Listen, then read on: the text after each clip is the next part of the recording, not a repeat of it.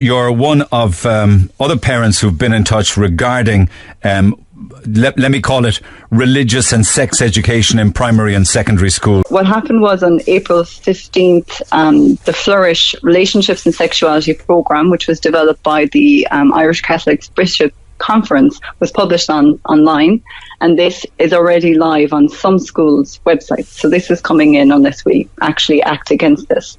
One of the major issues with it is this privileging of a marriage as that being between a man and a woman, which actually doesn't reflect our recent referendum. But it also, as Roisin Shortall called out, it proposes a hierarchy of what a family is.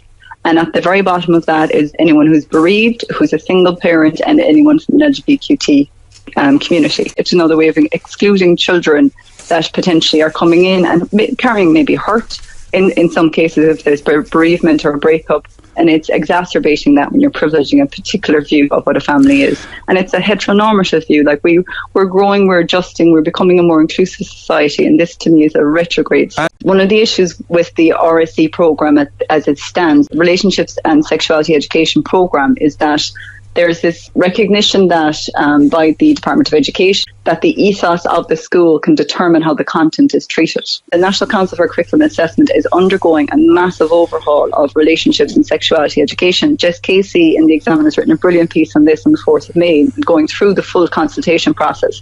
And they're bringing in more up-to-date information around STIs, contraceptives, but also around digital media use, because that's a huge concern for parents, because that's often where students and kids hit up against some of these really concerning kind of imagery and understandings of sexuality. So it needs an update. It's happening, and it's happening in a very consultative way. But this Flourish programme is coming in left of centre without due consultation and is specifically aimed at primary education. 50% of our secondary schools and 90% of primary schools fall under Catholic patronage.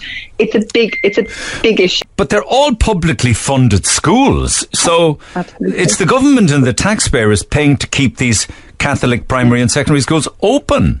If the patron of a school determines that something should be taught there, their position would trump any individual teacher. The suggestion that puberty is a gift from God, that we're perfectly designed to procreate with Him, and then there's also language in there around the where life begins. It's a complete intertwining of Catholic ethos throughout primary school curriculum. This information that's factually inaccurate.